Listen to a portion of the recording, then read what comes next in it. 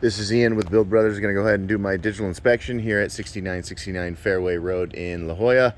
Going to go ahead and start here on the roof. We've got a modified bitumen torch down roofing material. Major complaint is the discoloring and the ponding areas and the general appearance of it. Proposed solution is to do an elastomeric coating, but I did go through and do thorough inspection of this roof. In general, when we're inspecting modified bitumen torch down roof, we're going to look for this bleed out. And the majority of this roof, the bleed out looks really good. We don't want to see too much. We don't want to see not enough. Basically, that means that an experienced roofer was running the torch. If we look at this metal here, there is no massive lip on the edge on this metal, and this is a drip edge or an edge metal. But on other parts of the roof, we'll see that a piece of metal was used with a large lip on it that is actually creating some of the ponding on the corners over there, as well as different parts of the roof. Anytime we see a seam in the metal, we want to see a reinforcing square right here called a T-patch, and that is just an indication of kind of install quality.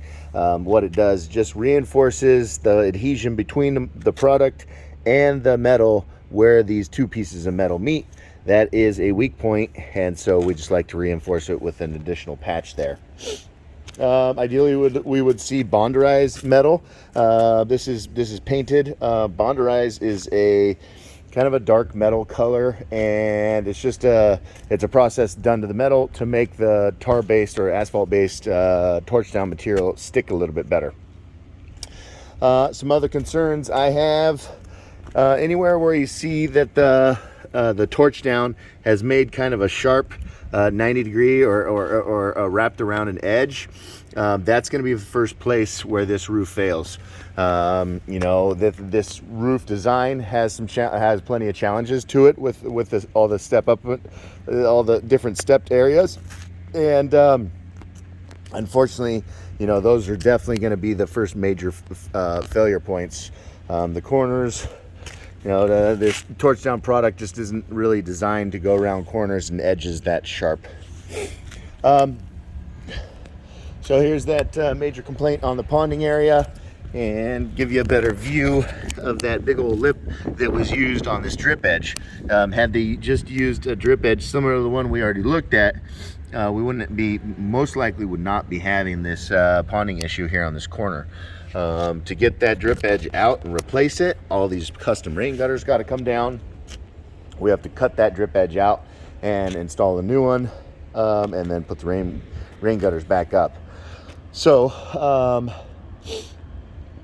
I would almost say it's not worth it. I would say that the elastomeric would last several years in this corner, but even with that nice clean elastomeric coating, it's going to kind of collect debris, dust, and any ponding areas are going to discolor.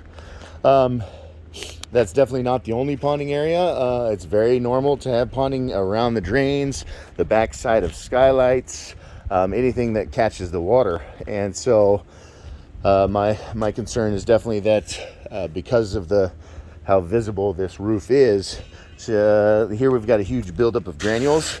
That tells us that that's a big ponding area. All through here is ponding. That corner there, again with the drip edge. So it's very, very hard to solve those ponding issues. And the lighter this roof is, like elastomeric, you can actually color the elastomeric.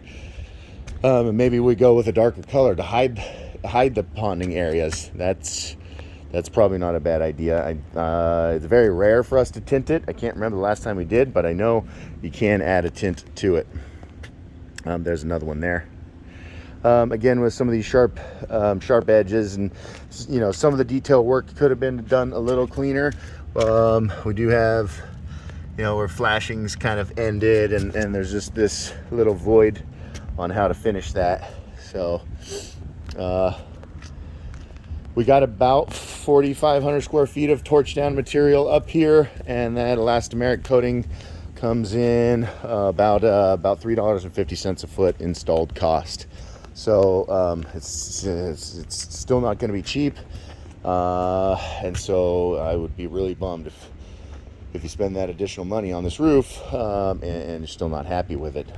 I think that for the most part, this roof has been done pretty well.